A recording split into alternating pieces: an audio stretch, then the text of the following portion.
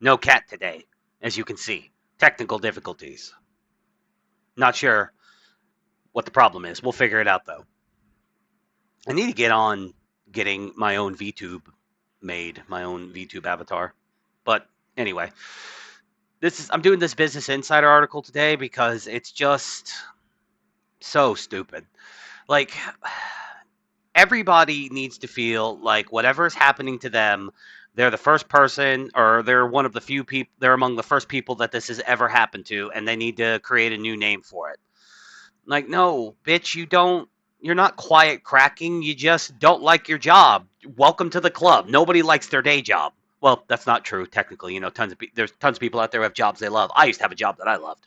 I used to have an IRL job that I absolutely loved, and then I got laid off because the Biden economy fucked things up for everybody. So, huzzah. But yeah, no, step aside, quiet quitting. Now employers have to worry about quiet cracking. What the hell is quiet cracking? Let's find out how stupid this is. This is such a stupid article. If quiet quitting was the poster child of workplace issues over the past few years, it's not anymore. Now, a new problem employers have to watch out for is quiet cracking, says Frank Giampetro, EY America's Chief Wellbeing Officer. What a stupid fucking title. Chief Wellbeing Officer. Fuck off. What is quiet cracking? Quiet cracking is when workers show up, they do their job, but they struggle in silence while they do it, as Giampetro uh, put it in a recent interview with Business Insider. We've seen, quote, we've seen in the market more recently that a lot of folks are actually staying with their current employers, but they're not actually thriving at work, he said.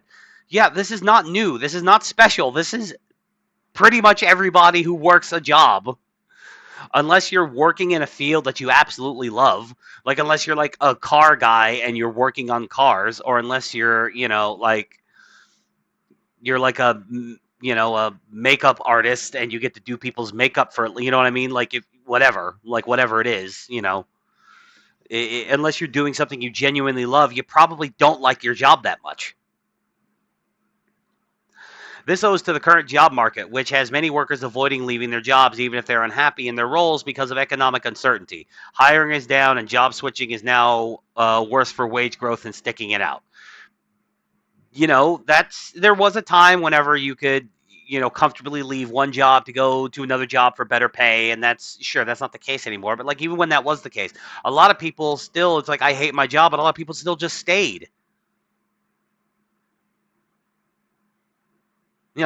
This is not a unique thing. This is not a new phenomenon, but Business Insider is going to treat it like it is. Quote, a lot of folks actually feel stuck where they are, and it's not necessarily that they're making a choice around continuing to be there, but it's that they don't have other choices available to them that are better. The result is high employee disengagement and dissatisfaction, which can erode morale, hurt productivity, and contribute to burnout. Yeah. Like, I love how this guy, this Giampetro, however you pronounce it, I love how he thinks he's the first guy to discover this. That people do jobs that they don't like, and then when they do jobs they don't like, they don't try their hardest. Color me fucking shocked over here. Global employee engagement fell from 23% to 21% last year, an April Gallup report found. The report estimated that this cost the global economy about 438 billion in lost productivity. This is only the second time it's fallen in the past 12 years, the other being in 2020. I wonder what happened in 2020. It could have led to a decrease in productivity. Could it have been that you shut down a lot of the economy and forced people to work from home where they didn't have to work as hard and they were distracted and all kinds of stuff? Promotions are harder to come by as companies overhaul their performance reviews, enforce return to office policies, and carry out mass layoffs. Coupled with economic uncertainty and a shift to a hardcore working culture in many industries, workers are understandably scared to switch jobs now, assuming they can find open roles of interest in the first place. In other words, there's a quote large group of people who are saying that they're stressed most of the time, and many of whom are probably either suffering burnout or close to it. Literally me, for real, for real. But I don't think I'm quiet cracking. I think I'm just working a job because this has been my experience through the economy, like my working experience through the economy of the last 4 presidents. You know, I've been working jobs since Bush was in office, and like this is how it's been. Like Bush, Obama, Trump, Biden, Trump. Like it's I guess 5 technically, but you know what I mean. Technically 4, whatever. But like that's how it's always been. With the exception of the one job that I truly loved, I was always just stressed most of the time, and I was always suffering burnout or close to it. Like this is not a unique experience. This is not a new phenomenon.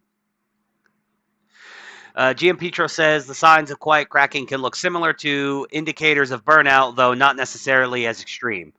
There can be physical manifestations such as an employee being sick, fatigued, or complaining of headaches more often than usual. Performance-related signs can be less obvious. Quote, you might have a strong performer who's not delivering in the same way you're used to seeing them deliver, GM Petro said. Or maybe a colleague who's usually upbeat and optimistic is noticeably much less so. It boils down to looking for changes in what you would see as a typical behavior pattern for the folks on your team.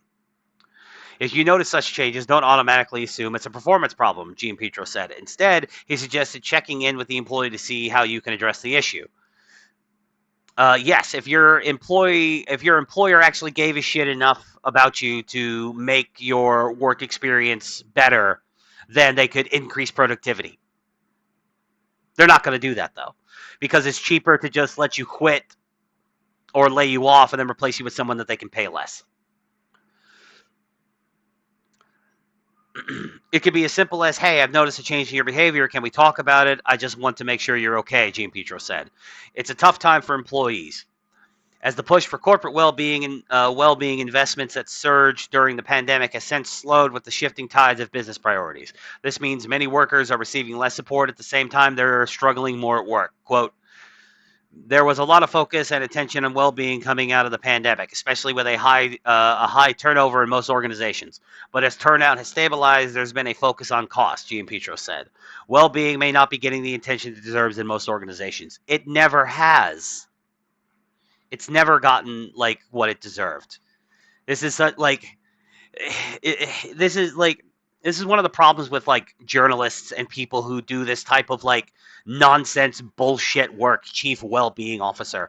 They have to believe that what they're doing is novel, that they're the first person to discover essentially burnout. They even admit that this is pretty much burnout, just not as extreme. Okay, so it's like how you feel right before you get burnt out. It needs a name now. Quiet cracking. It's stupid. The whole thing's stupid. Do you think it's stupid? Let me know in the comments below. Be sure to like the video. And if you're not sub. And follow all the links down in the description. And sub to all of my other channels. Follow me on X. And help me to prevent, hopefully, help me prevent myself from quiet cracking being a content creator. And you can do that by throwing me a bone.